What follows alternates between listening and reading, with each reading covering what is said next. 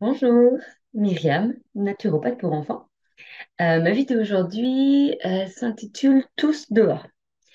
J'entends souvent, en fait, il pleut, bah, mon enfant, il peut pas aller dehors, il fait pas beau, on peut rien faire. Voilà. Alors oui, hein, moi je pensais ça aussi avant, mais avant quoi? Bah, avant l'arrivée de ma fille. Ou plutôt à peu près, je sais pas, vers 6 ans. C'est l'âge que je me suis mis, où j'ai l'impression d'avoir fait ces prises de conscience. Elle, ce qu'elle aime, c'est être libre et elle aime être dehors. Et même, je dirais, elle adore la pluie qui lui tombe dessus.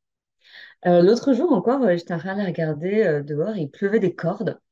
Alors, je lui dis, bah, rentre, il pleut beaucoup là en fait. Et elle me dit, mais non, maman, c'est trop bien la pluie. Bon, là, avant, dans ma tête, ça me faisait, bah, elle est dingue, ma fille, en fait. C'est pas bien de rester comme ça sous la pluie, quoi.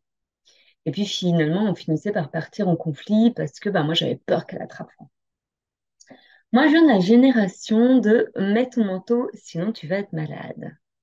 Et puis, j'ai observé avec ma fille, je l'ai laissé s'écouter et mettre ou non son manteau. Faut reconnaître qu'elle m'aide pas beaucoup, puisqu'on est énormément, enfin, elle m'a beaucoup aidé plutôt, parce qu'on est énormément en conflit en fait avec ma fille. Et puis, tout simplement, moi, je l'ai laissée être libre et jouer dehors par tous les temps. Faire un peu comme elle voulait à ce moment-là. Au départ, je pensais qu'elle allait être tout le temps malade. Et en fait, ce que j'ai constaté, c'est qu'elle n'est pas plus malade. Au contraire, elle est même peu malade. Surtout aussi, ce que je me suis aperçue, en tout cas pour elle, c'est une manière de décharger ses émotions et le trop-plein de la journée. Euh, alors moi, je dis, bah, simplement, faisons pareil. Nous, adultes, enfermés dans nos manteaux et dans nos couches de vêtements, pas forcément tout le temps, mais de temps en temps, pourquoi pas? À chacun de faire comme il peut. Tu vas me dire, mais pourquoi je devrais m'imposer ça, moi? Mais moi, je suis frileuse, en fait, quoi. Le fait d'être dehors, par tous les temps, fait travailler notre système adaptatif. Ce terme, qui est pas très agréable à entendre, nous dit que si on met notre corps dans des conditions moins confortables que nos petits foyers, voire même extrêmes, il va se renforcer. C'est-à-dire qu'en fait, notre immunité va augmenter, mais aussi notre capacité à faire face aux difficultés de la vie. Oui, ça va même jusque-là, voire même notre état émotionnel. Je te raconte une petite histoire. Moi, j'avais décidé de faire ça bah, il y a 2 ans, j'avais commencé à faire ça. Et plutôt que d'y aller franco, j'avais décidé d'aller ouvrir à mes poules en plein hiver en débardeur et en culotte.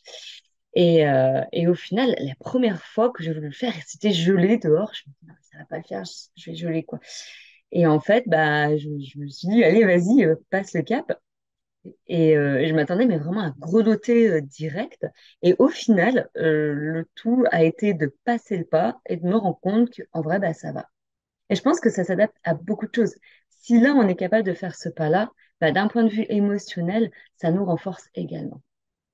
Nous faisons partie intégrante du vivant. Et le vivant est fait pour s'adapter à tout. Je te fais une petite aparté au sujet de l'adaptation, en fait. Elle n'est pas non plus à faire n'importe comment.